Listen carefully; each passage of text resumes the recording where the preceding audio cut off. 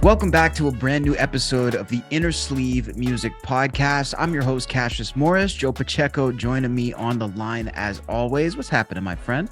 Everything, everywhere, all at once. Isn't that movie? It's like the movie. Yeah, we're recreating the movie here on the show. Yeah, I like it. It's. Have you got a chance to watch the movie? I've been meaning to because I've been hearing so much hype. Did you see it? Yeah, I watched it, and that's why I'm like saying like everything, everywhere, all at once. It makes perfect sense, but it's just like sometimes that's how life feels, right? Everything is happening all at once. But yeah, what a weird, crazy, funny, disturbing movie, you know? Like it's... I got a new movie for my Netflix queue after this. This is perfect. Today's episode of the Inner Sleeve Music Podcast is going to be a little bit different. We're going to hop into some of you guys' comments on the SoundMojo comms tab, as well as your listener music suggestions. And then we'll be tackling the Alice Cooper Billion Dollar Babies 50th album anniversary. That's right, 50 years of this record. Wow. I know all of our Alice Cooper fans and shock rock fans are going to be really excited about this, so don't go anywhere. Jumping over to our comms tab on the official SoundMojo YouTube channel, which hopefully you're subscribed to. If not, go hit that subscribe and that notification bell and come weigh in on some of these polls. They've been a lot of fun. Here we asked rock versus heavy metal, which I think is probably the most long debated topic for fans of this genre. Yeah, our audience picked 74% rock and 26% heavy metal, which I was surprised of the gap. Yeah, I'm a bit surprised too. I expected maybe 50-50 or at least 60-40. What do you think is giving the edge to rock, Joe? I think it's just more like a lot of like rock will cover some of the heavier stuff, whereas heavy metal is only heavy metal kind of and all the extreme kind of metal stuff. So I think rock has a broader reach. I would agree. You know, you think of bands like Foo Fighters, Pearl Jam, Nirvana. These are all very mainstream bands and bands that definitely fall under the rock category. So I think it's fair to say that any genre that has more of a niche appeal, such as metal, even though it is worldwide, it would still be a little more niche. So I guess this makes sense, even though I may vote heavy metal personally. Yeah, I think I would lean heavy metal, but in this case, I would say rock because some of the stuff I considered heavy metal growing up, Metallica, let's say, whatever, is pretty much hard rock at this point, right? It's not really, it's changed over the years. Well, that's what I was going to ask. Like, what about a guy like Ozzy Osbourne, for example? Is that rock or metal? Well, when I was growing up, when I first discovered it, to me, it was all heavy metal, right? But I think it would probably be hard rock kind of vibes. I guess that's why we did the poll. So let us know in the comments what you think, which genre takes over. And of course, are there any bands that are often mislabeled? Is there a metal band that's actually rock or vice versa? Let us know down in the comments. Here we ask guitar versus bass guitar. So our audience picked 70% for guitar and 30% obviously for the bass, which I'm not surprised, you know, like there was an expression when I was growing up playing guitar, myself being a guitar player, that like, you know, guitar players are a dime a dozen, you know, like there's just so many guitar players compared to bass players. It's very true. I think the other element is you kind of, with guitar, you can do it on its own. And with bass, it's preferable to have other instruments. So I think that would give it an edge. Like obviously you can play bass by itself and it can be awesome. But is there a big market for that? I don't necessarily think so. Whereas a guy with a guitar, even if it's just guitar and nothing else, could sell. Yeah, and I think like, you know, to kind of sort of play devil's advocate, like, you know, obviously there's a huge audience for bass, like in jazz and stuff, and you know, and just like shredder kind of bass players and stuff like Billy Sheehan and all those guys, Jaco Pastorius and stuff. But guitar, like you said, I would tend to, it's more versatile. You can do much more things, play much more styles, do many more things, bring it to a campfire. You can have an acoustic guitar, right? Like as a bass would kind of be like a little dead, you know? So yeah, definitely that's why like guitars are just so prevalent, right? And, you know, in the mix, if you're listening to, you know, traditional rock or even pop, the guitars are mixed loud, whereas the bass is a lot of times just as a support with the kick drum and stuff, you know. So to use a vegetable metaphor, guitar is the potato of instruments because it can be used in everything, you know what I mean? So many different forms, so many different blends of guitar. That's true. It's the first time I've heard that, you know, but yeah, definitely. Like, I mean, like myself, you know, I lean towards, I wanted to play drums as a kid, but I lean towards guitar. And, but like having gotten myself a bass or when you write music and you rediscover bass lines, how interesting and how cool and awesome they are. A song would fall apart a lot of times without the bass, you know? That's the thing, right? Like a lot of songs, you don't need a bass, but other songs, it's nothing without a bass. So, yeah. I mean, it's definitely an underrated instrument, I think, in general. jumping over to audience music suggestions. This is the part of the show where we listen to you guys' suggestions, you guys' picks from Spotify, YouTube, and beyond. We have you guys comment, and every single Friday on the show, we react to your songs. And I think this little guy on the turntables is ready to roll. I love this guy. He's just making me laugh. While you were talking, I'm looking at him like, try not to laugh. Try not to laugh. Like, this guy is like, when I look at this, I'm thinking, then people say DJs aren't musicians, you know? Yeah, this guy's versatile. He's using 4 limbs here. I mean, Have you ever watched Beastie Boys DJ Mixmaster Mike, I think his name is? No. If you ever go check on YouTube, then you'll be like, I think that guy's a musician. Maybe it is. I think that guy's a musician, because like what he does with the turntables is like, what the, like, it's not just spinning records, it's literally performance. It's really good. Anyway, let's get back on track here. So here suggested the Snake Charmer Izara, and it's a cover version. So he wrote here, she is an Indian bagpipe player and really, really good. She made many cover versions and the Gladiator theme, etc. And now she also makes original songs. So I had never heard of this, and I checked it out and was pleasantly surprised, as usual, right? Like whenever suggests something, yeah. So what did you think? Oh, I thought this was incredible. The second I turned on this video, I was sucked in by the scenery, and I thought it was just so cool looking. And then as the music continued, it just continued to draw me in. I think like the precision that they were using in this entire video was really impressive. I like the theme of it. I think it was cool. And this might actually be my favorite song of the week, Joe, because this was just so out of my element, but that's what I loved about it. I love to hear something brand new. Yeah, that's it. Me too. Like as soon as the visuals came on, very pretty with like looks like dandelions or I don't know, a field stuff, and they're playing. One thing I noticed is like the tabla, which is that very high percussive instrument. It's like it's played so soft, but you hear every little nuance, Yeah. So I was really attracted to that. The cover was great. It was awesome. Pretty much stuck to the original. I went and checked out the original just to see what it was like, and it's not like it was worlds apart. It was a traditional cover, but very well done, very good. Thanks again here for suggesting that. Now we'll move on to our friend AUR. Rival is the artist, and Home to Me featuring Dyson.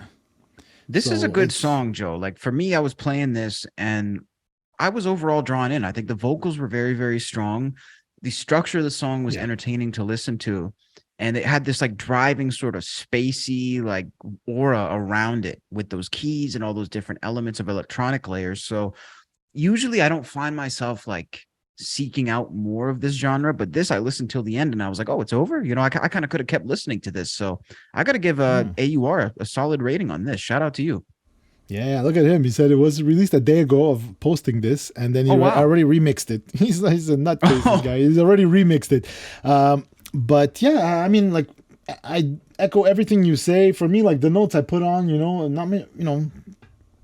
production is spot on. I love the production. I love the girl's vocals. I'm not familiar with Rival himself, but like it's a good song, like you said. Like it's interesting that he called it a creative approach to chill trap.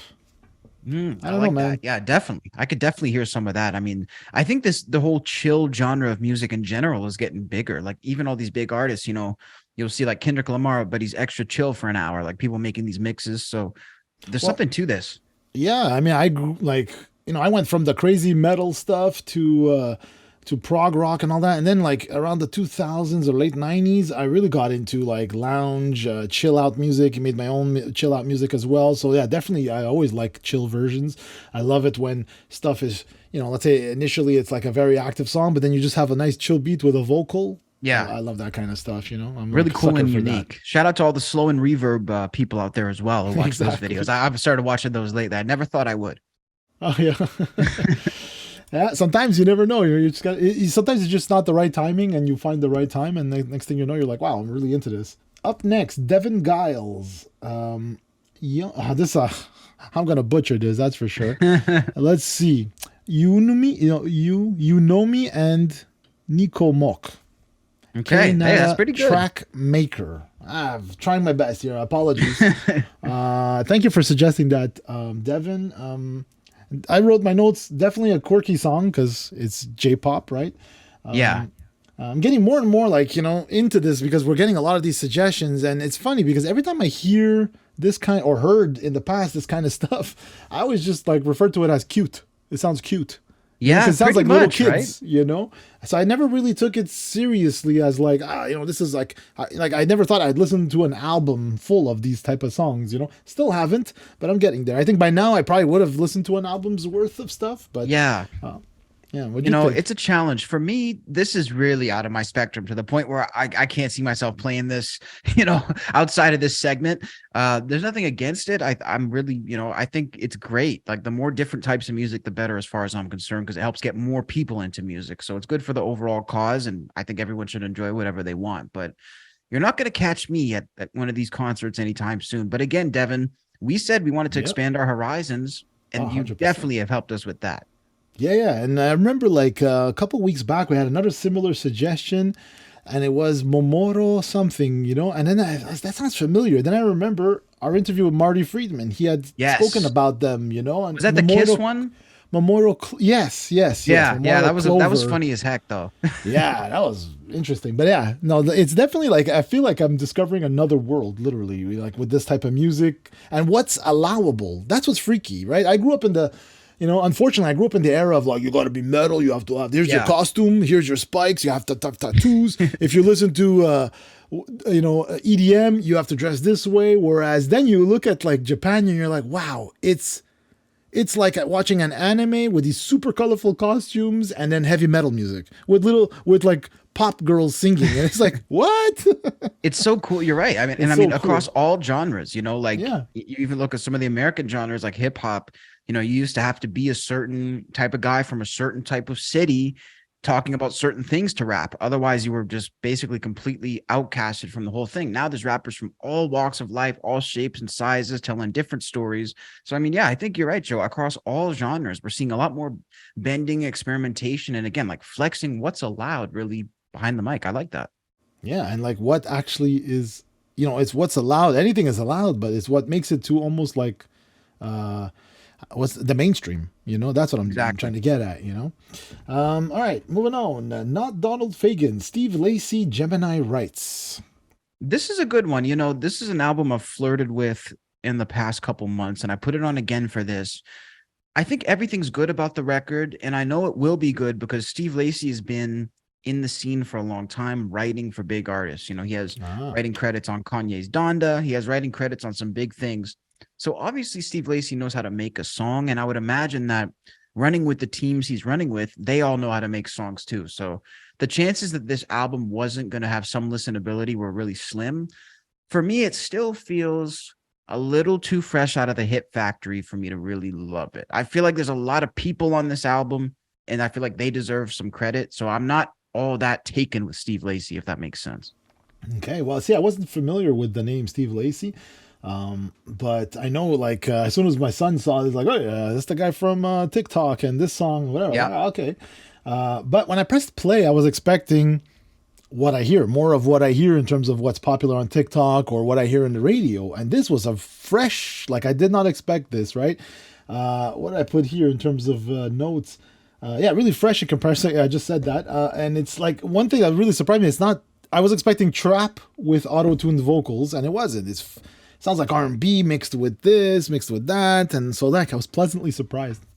100%. I have 3 songs by Steve Lacy saved. So the songs that I saved from this record were Amber, Give You the World, and Sunshine featuring Fouché. So those were, just to give you guys the 3 songs that I really liked off this record. Those were the songs. Next, Anton Witusławski Kjelsen. Look at that. I've been practicing.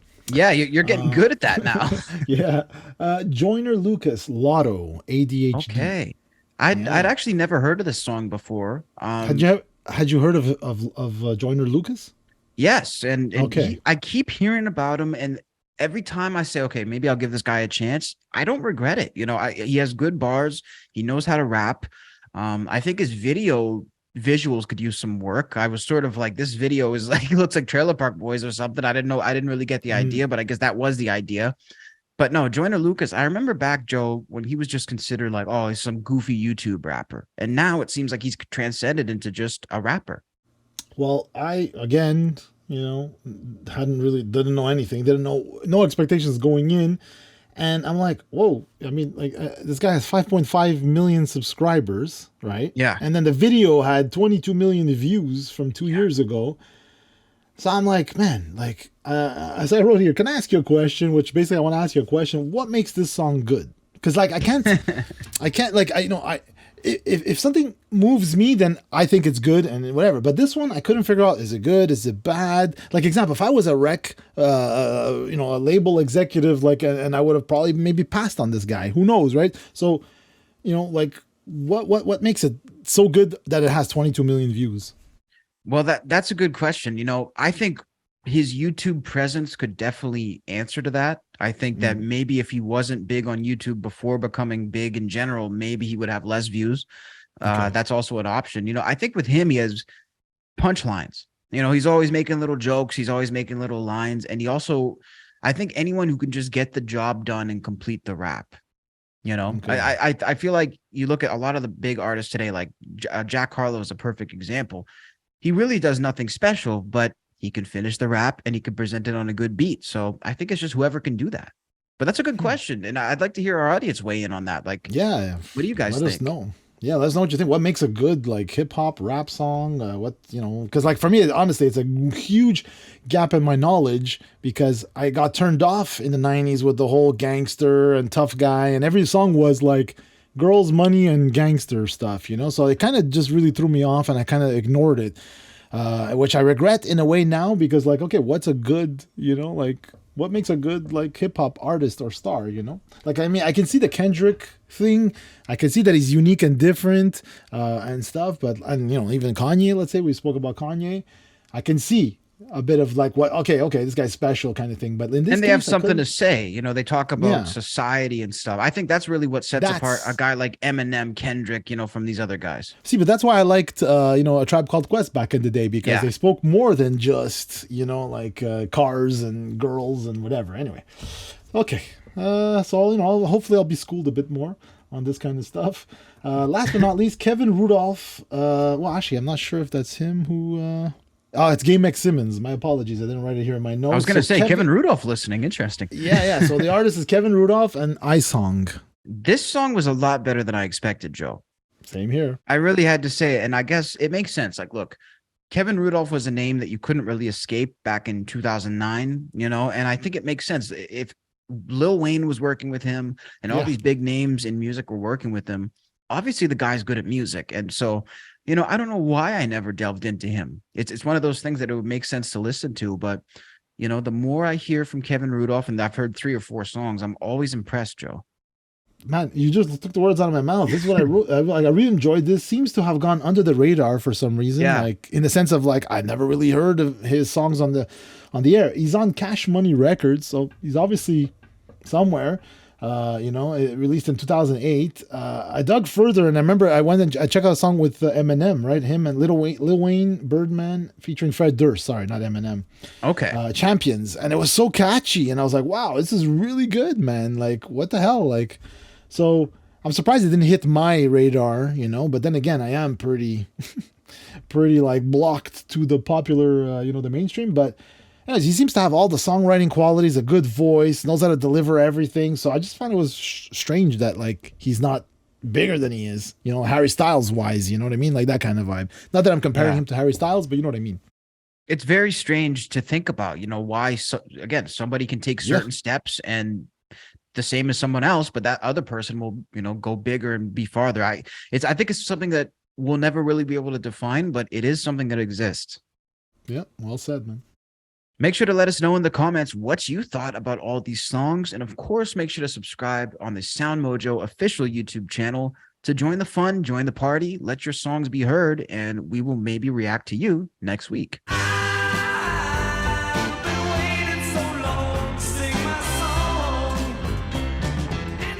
We're approaching the 50th anniversary of Alice Cooper's masterpiece record, Billion Dollar Babies, and we figured what better to do today than to take a retrospective look at Alice and the project. Now, maybe we should start here, Joe. I'd be curious to ask, when were you first aware of Billion Dollar Babies and or Alice Cooper, maybe in general? Good question. Okay, so Billion Dollar Babies came way later. I was introduced to Alice Cooper. It's a good question now that I think about it, because I know it was elementary because the makeup and the crazy dolls and that kind of stuff. And somebody was showing that to me. So I don't know, maybe it was $4 billion Babies, but I didn't really associate it with that. But I remember hearing the song School's Out because, every kid loves to hear School's Out. Of course. And stuff. But that's pretty much all I knew at the time, and I discovered Alice a little later on when on the solo stuff, right? With Poison, all those solo records. With what was that song there? There was an album that he did like collaborations with everybody in the early '90s. Slash, Satriani, Steve Vai.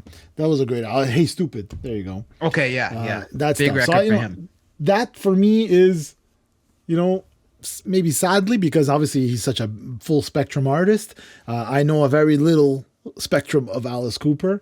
And I sort of, to be honest, as a kid, I never liked horror movies. I wasn't into that kind of like dark, scary kind of stuff. So that's probably what kept me away, watching some of the live shows, and you're seeing the dolls and the quality wasn't great. So that didn't help as well. Because even like, I'm a huge Yes fan, let's say, and I don't know why it popped into my head, but somebody had let me a Yes live from the 70s, and I thought it was, I'll never watch this because I couldn't get through the visuals, and the sound quality wasn't there. Yeah. Anyway, long-winded answer to say that $1 Billion Babies, ashamedly or not ashamedly say, is like, I never really listened to the whole record, Interesting. Okay. So I'm going into this as almost like, wow, I'm a newbie to this album, So this was your first full sort of listen.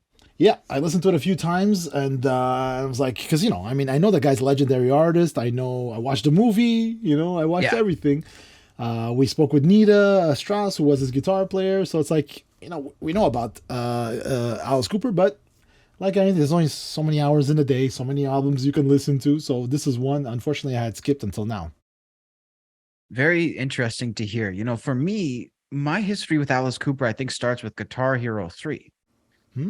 See, That's so honestly amazing. where it started. School's Out, man. That I remember when I first heard that song, I was a school kid. And that was the coolest thing I'd ever heard. I was like, whoa, this guy's not going to school. He's breaking the kids out of school. Like, I just couldn't believe what I was hearing, man. And I love how it transcends future generations, too. Like you're saying, all the kids in school used to love School's Out. Here we're talking like 2010. Still, kids are like, yeah, School's Out, Well, that proves when something is timeless, right? A classic, it's always going to be relevant. Let me ask you this, like in terms of, you discovered it in Guitar Hero, so obviously there's other songs in Guitar Hero that of different eras. So did it turn you off, the recording, the sound? Did it sound less? Honestly, something? no, because I had already got like my first Kiss greatest hits record and things like that. So I think I started with older music, so I was sort of more accustomed to that, and then. Also, as I progressed with Kiss, of course, their first and basically only influence for their look was Alice Cooper. So Alice Cooper was constantly at like the forefront of my rock and metal history, from the beginning. Yeah. I was listening to this album. It's almost like, okay, I hear this artist, but I'm like, wait, this album came first. This song, I hear this guy. So I got to hear who he influenced that influenced me. You know what I mean? Afterwards. Well, it is full of influence. Of course, this record is produced by the legend himself, Bob Ezrin. For folks who don't know, the man behind Pink Floyd, The Wall, most of the Alice Cooper records, I think he really cut his teeth with Alice.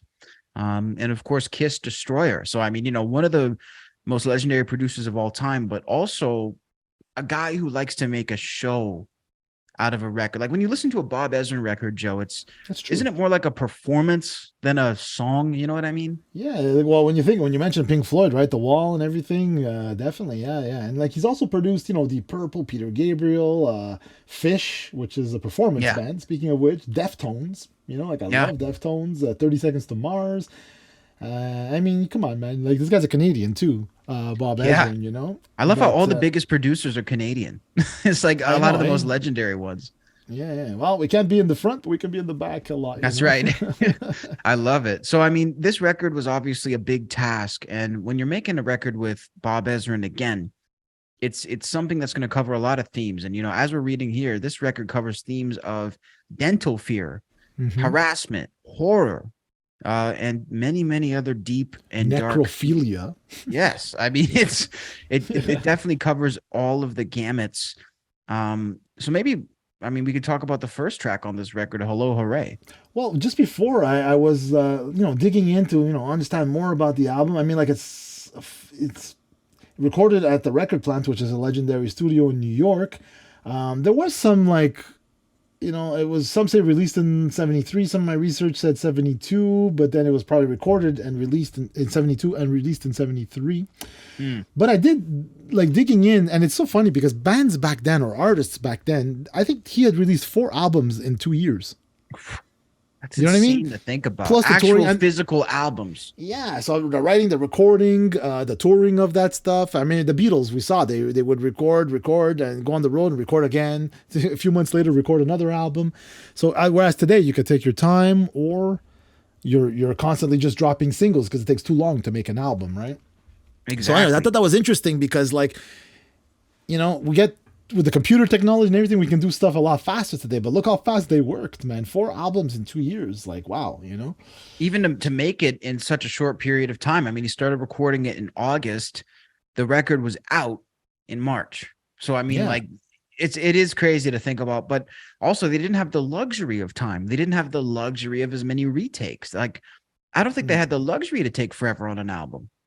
Yeah, and like it's funny because I don't know how long they took, to be honest. Not like Metallica where you could take 9 months on the Black Album stuff, But back in the day, I mean, the labels usually paid for the album, so you did take your time. A lot of times you would experiment, and that's why we got so many great experimental records in the 70s and the 80s, because you could take your time.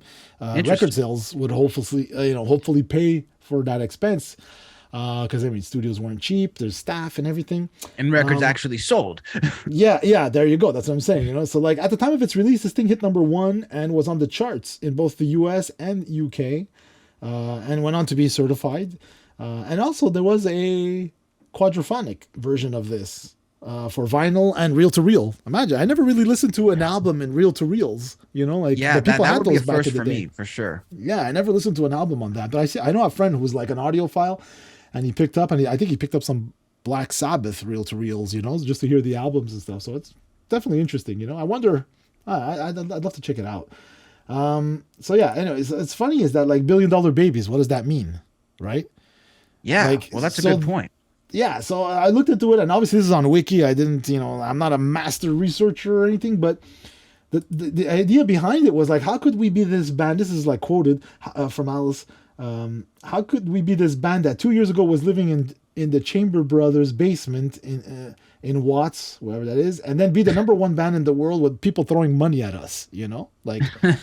So yeah, there was a bit of a rise to stardom kind of thing, He also adds the whole idea behind the $1 Billion Babies album was exploiting the idea that people do have sick perversions, which is interesting. As I get older, I'm learning that more and more. But this is why that probably really spooked me out back in the day, of like, what is this guy killing babies, dolls, and like I said, I'm still not into musicals in the sense, like, not that it's a musical, it's more of like a burlesque kind of, or like not burlesque, cabaret. That's it, type of music and stuff, That's definitely the vibe I get from this record all around. And I mean, this record highly influential as well. Chris Cornell of Soundgarden had stated that it was one of his favorite records. In an interview with Spin Magazine, he says, quote, "When I was in junior high, every Friday, the teachers would let the kids play their favorite records. I brought in $1 Billion Babies and they wouldn't let me play it.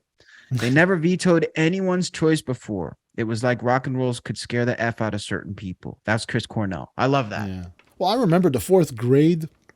Well, how old are you in the 4th grade? 10, 11? Yeah. And we used to be able to do once a week, perform in front of the class, but air perform, not real instruments. Perform in front of your favorite song, so all the people would do, maybe at the time it was Madonna or whatever. So all the boys were all into Motley Crue. So we did, either Looks That Kill or Too Young to Fall in Love, And here we are, just a bunch of little boys trying to be all cool like Motley Crue. So at least, they didn't not let us do it, so it just made me think At of least that you got story. to do that. I love it. Yeah. I mean, it's also stated here that Dave Byrne of the Talking Heads credited $1 Billion Babies to help him write the song Psycho Killer, which, totally makes sense when you actually like trace it down the line. 100%. Yeah, this is what I'm telling you. When listening to this now, I see, I understand this album a little better, or this artist a bit better, or I thought they were the original, but no, Alice did it way before, so It was definitely an eye opener for that. I don't know if you want to go song by song. Did you want to try like speaking each song or? Yeah, let's take a look at. I mean, I have basically commentary on all of them. Okay, same here. Almost all of them. Yeah, go ahead. Let's try "Hello Hooray." It's an awesome like starter, right, for an album.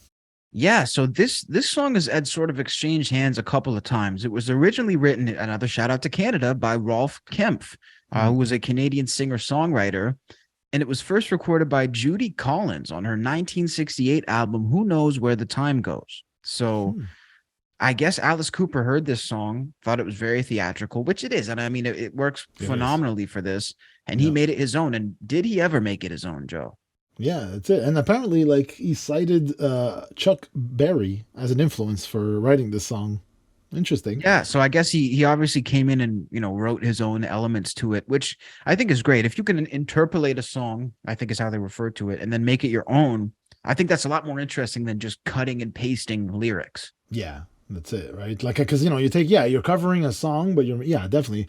I never heard the original by Judy Collins, but I was like, now hearing this one, and it's true. It says here that like the band wanted their version of the song to sound like Alice Cooper meets Cabaret. That's where I got that thought before. It's definitely Cabaret, man. That's for sure. It's a show. It definitely is. He actually opened a lot of concerts with this, and I do have a memory. The first major concert I ever got to photograph was Alice Cooper.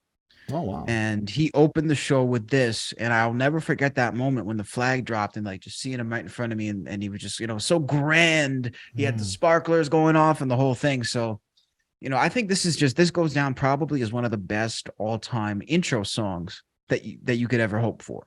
Yeah, I guess so. Yeah. Let's jump into this next one. We have Raped and Freezin', which was written by Alice Cooper and Michael Bruce. This song is shocking, Joe. I mean, yeah. I feel like to have actually released a song with this title in 1973, that really was like a first. Yeah, I guess so. Because me too. When I read the title, I was like, Raped and Freezin', Yeah, I mean, it's definitely got that class. It actually was one of my favorite Alice Cooper songs for a long time, just because it's straight to the point. You press play, you're in the song, and it's just got, if you wouldn't know the title, you probably wouldn't know that it was even what it was called, obviously, but you guys know what I'm saying, the theme of the song. But I think this was one of the most straightforward ones. And this really has that classic Alice Cooper sound of just like kind of driving down the highway, just kind of bobbing your head and with that raspy voice. So, short, sweet, and to the point. I definitely think there's nothing to complain about. And Michael Bruce, of course, the co-founder of the original Alice Cooper band, helped him write this. So that's probably why it retains a lot of that classic chef's kiss Alice Cooper.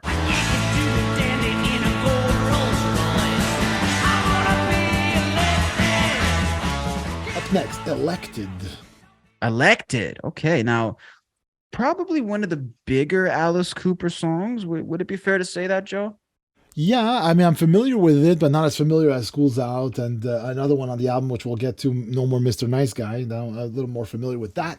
I kept wanting to say, because I kept hearing you say, I want to be, and I was sedated. And my head kept wanting to go there, but Elected, yeah. Man, I always mix that up. It's funny how, like, you can only do so much in a song, and I think, like, little comparisons like that can really show it. Yeah, well, I don't know who came first. Was it Alice again? I want to be sedated. I want to be elected. I think it was Alice. I'm looking at the Ramones right now. So Ramones was 78. 70s. Alice was 73. So, yeah, again, Alice. Alice really did pave the way. I'm telling you, man, yeah. I put here, I love the orchestra vibe on this song, and it reminded me instantly of Frank Zappa's The Grand Wazoo, which is my favorite Zappa album, because he has an orchestra, playing with a rocky guitar and stuff. So I just devoured that album, and it was funny is that they were recorded and released pretty much the same time. I think Zappa maybe was 72, 73. Wow. So nobody really ripped each other off. It was just that was sort of the vibe. Zappa was just crazy, and Cooper Alice was just crazy as well. So let's throw in an orchestra. Why not? I think it worked perfect. Yeah, I mean, definitely in terms of visual imagery, it's one of his strongest songs. He's done so many fun things with it in terms of merchandising and T-shirts and just live performances. So I think this is an iconic Coop song. It did well on the charts as well. This song hit number 3 in Germany number 8 in Ireland, number 3 in Austria, number 4 in the UK, number 5 in the Netherlands. Yeah, well, that's definitely good. That's for sure. Definitely some good chart appearances on there. So, Yeah. I think this is one of the quintessential Coop songs for sure. Moving into this next one, the title track itself, Billion Dollar Babies, which was written by Alice Cooper and Michael Bruce. I forgot how many good songs were actually on this album, Joe. Like when you really start to break it down song by song, this album is quite strong. Yeah, very strong. That's the impression I got when I listened to it. Like it just flows. And from one song to the next, even though they're so like different, but yet the entire packaging is consistent, right? The one thing I noticed again, referring to a later artist, the riff, some parts of the guitar riff and the drum, especially the groove, reminded me of Iron Maiden's "The Prisoner." I don't know if you remember from Number of the Beast. Absolutely. Yeah, so like right away, I'm like, oh, is this Iron Maiden? Like, wow, So again, Iron Maiden sort of maybe, obviously, maybe borrowed it or was inspired by or subconsciously. I'm not saying anything, but definitely, it reminded me of the Prisoner, which I love that song on the Number of the Beast album. I could totally see that. Yeah, I feel like this is like a call to action, like a battle cry, sort of by the Cooper band. I really love the guitars. I think the guitar work is so infectious, and like the replayability of this song. I could listen to this riff all day. It's they're not trying to be overly intricate with it. They're just really driving that point home. And I think there was something written about if you repeat lyrics in a song in a way that's not annoying, it will really drive the point home more so than if you were to further expand on it. So this song is pretty much a good example of that. Like he gets in and out, and basically all he has to say is $1 billion babies. It works for me. That's it. Same here, man. Number 5 on the album is Unfinished Suite. And I have to say, this might be my favorite track on the record. I was just going to say the same thing. This I think is easily my favorite on the album. I wrote my notes here. I wrote our 6th song. Love the middle section. Very proggy, like very prog rock, and James Bond-esque, obviously there's a little wink to James Bond. And it's like, apparently it's about visiting a dentist with sound effects, like that's great. I thought Unfinished Suite, like a suite, like in terms of orchestra suite, but no, it's about visiting a dentist. And the sound effects were created by Jerry Lyon, Man, it was so, I hate that sound of that machine like, I'm not scared of the dentist, but I hate that sound. Yeah, exactly. Same here. I'm not at all afraid of the dentist, but like, what? I think it's so unique. And I think I've yet to hear any sort of sound like this on an album. And it's funny because we all know this stuff. We all recognize it instantly, but nobody had ever thought to do it. And again, to think of this in 1973, Bob Ezrin had something to do with that. I mean, just the visionary, Because I'm trying, now that you said that, I'm trying to think, well, maybe they did have a lot of experimentation time in the studio because that's what, Bob did, right? And was, to answer maybe your question, I don't know if it's similar, but like Van Halen had done Pound Cake where he had the drill on the guitar pickup. So there was a bit of a sound like that. And so did Paul Gilbert with Mr. Big, where he taped picks to the guitar and they would be playing a shredding kind of thing with guitar picks. I don't know if that's a similar kind of sound, but like, I think for sure it's a futuristic version. Yeah. I mean, it definitely helped pave the way, Who was the other guy that used the tool? Was it Marilyn Manson who used it or something like that? So I don't know. There's been guys who definitely messed around with it. I mean, I think that overall it was just so big and, again, theatrical, this track, that I have to give it a lot of credit.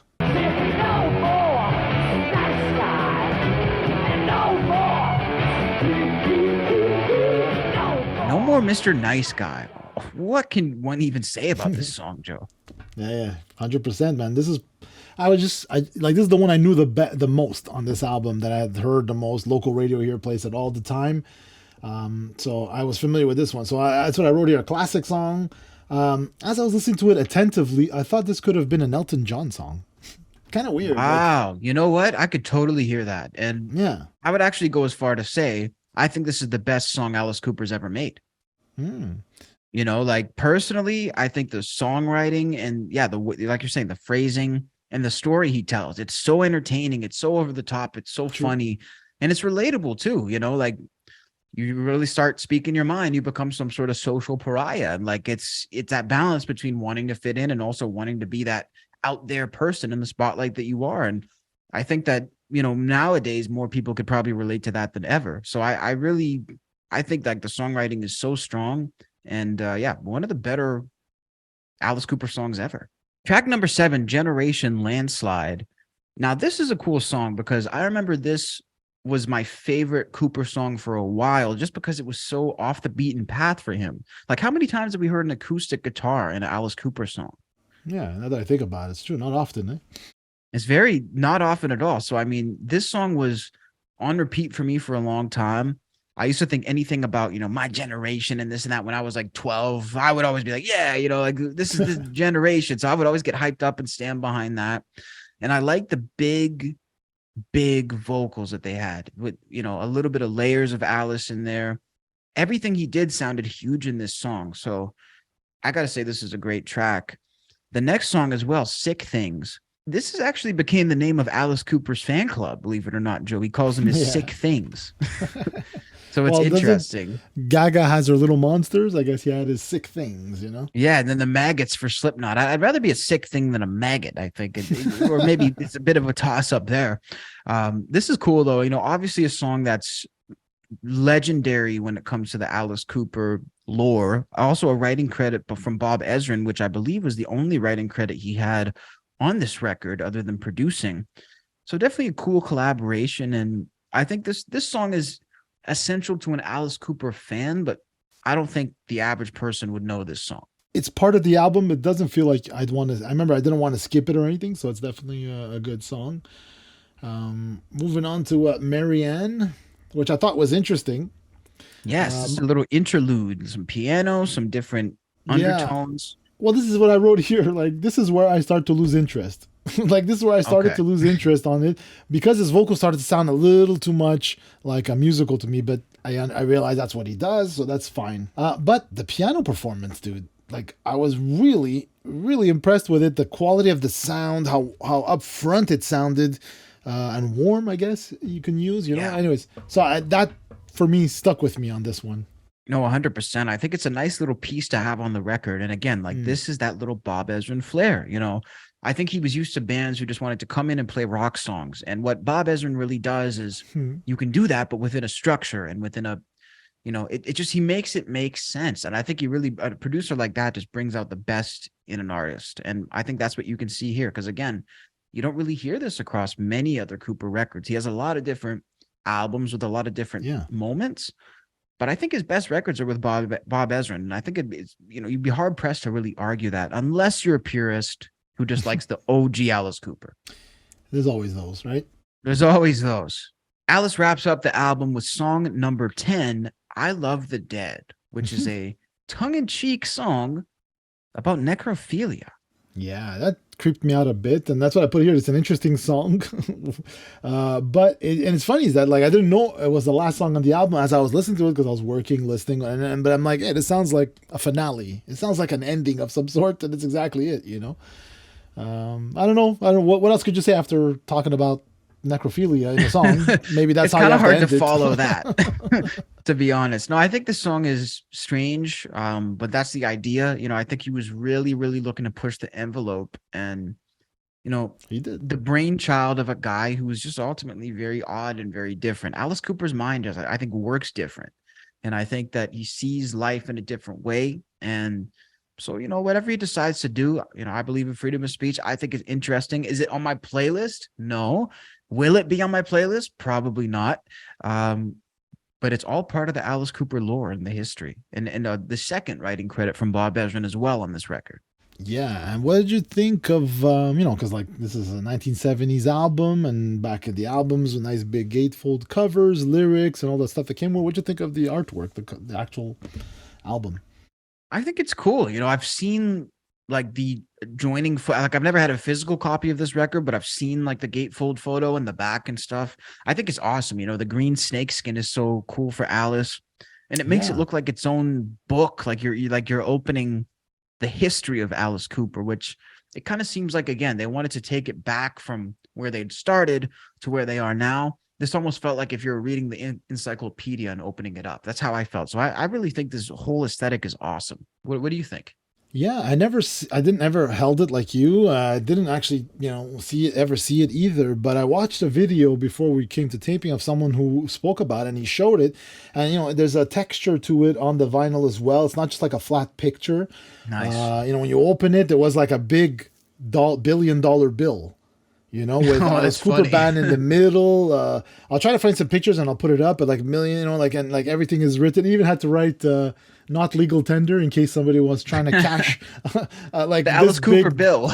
Yeah, But in terms of what's in the '70s, it was definitely original because like everybody had these crazy Yes covers. All these bands, Pink Floyd had these interesting covers, and this was like it almost looks like a wallet when you look at it. Like Yeah, you got something. I don't know. It looks interesting. That's for sure.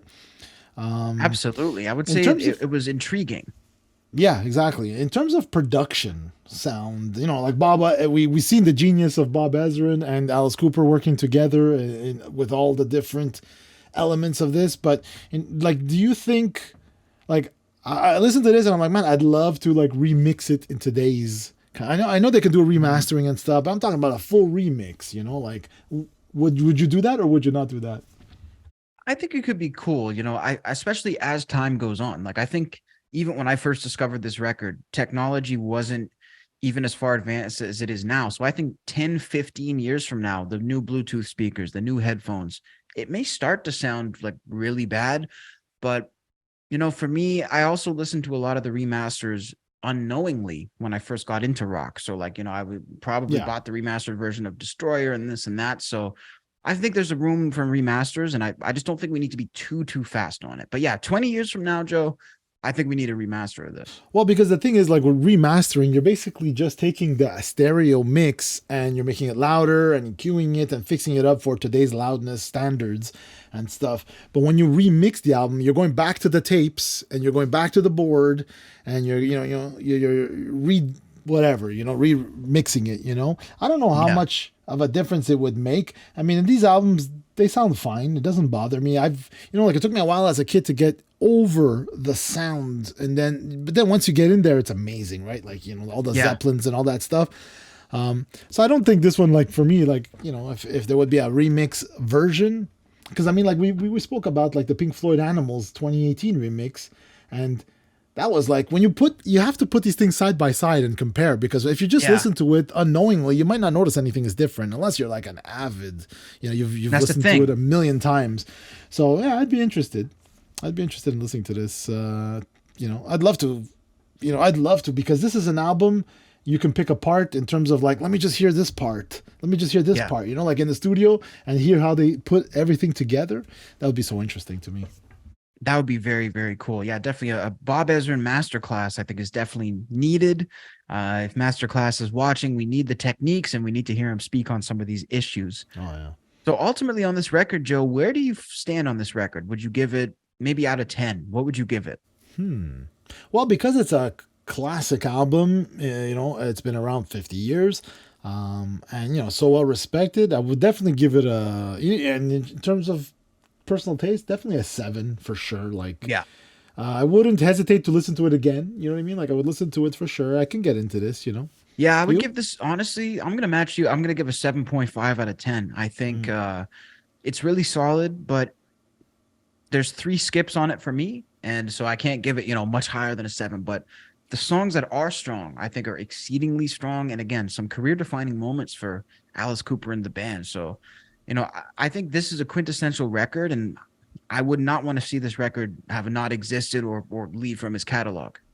Yeah, no, that's it. 100% for me, like I said, I knew the Constrictor. That's the album. I'm looking at it now on Spotify. Constrictor. Constrictor, Raise Your Fist and And Yell. yeah. Trash, which Yep. kind of he took off again, and the Hey Stupid.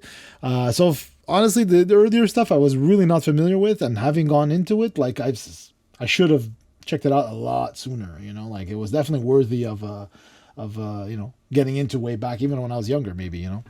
Under My Wheels, man. That was always the original one for me.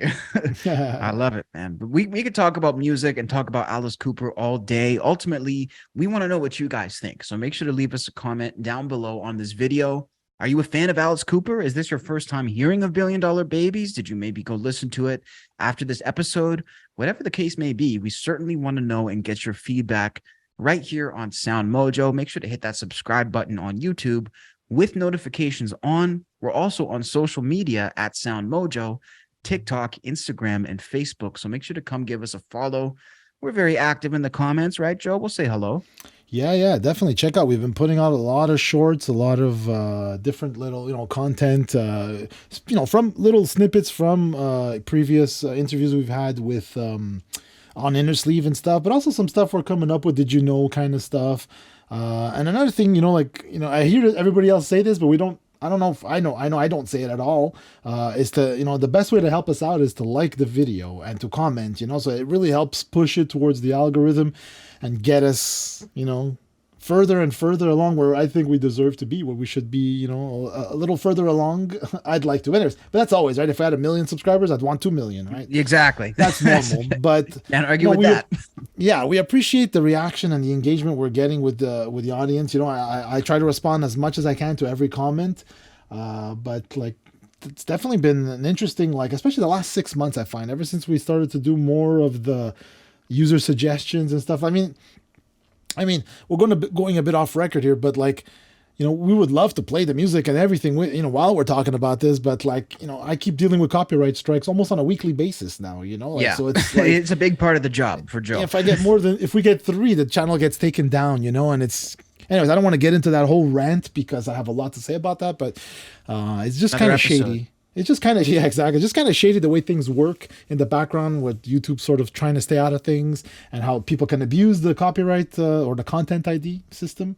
So that's why we don't, we'll have the video playing, and even that, just the visual, right? We've gotten copyright claims or takedown just from the visual while we're talking about it, and it's we're just here promoting this actual content. We're not here trying to, I don't know. I don't see any way that we're hindering, but anyways, we're not the first. We won't be the last to kind of go through these things. And, hopefully, these, the industry or some of these people that are very, active on blocking content and stuff will realize that, dude, in 50 years, if you keep blocking everybody, no one will know about you. But meanwhile, that Lior Cohen and YouTube, we're watching you guys. Even recently was, I'll say is Pink Floyd. It was just really, come on, man. Anyway. So I digress, but I figured maybe we should say it and explain to everybody why you don't actually hear. We're not, because there's a lot of reaction channels, and we can play the song and react to the song, but I don't know, they're probably getting copyright claimed all the time too. So. That's a fact. Well, we appreciate you guys either way for sending in, and it's definitely awesome to connect with you all on our official channel and, of course, all across social media. Thanks so much for tuning into this brand new episode of the Inner Sleeve Music Podcast. We'll catch you guys next time.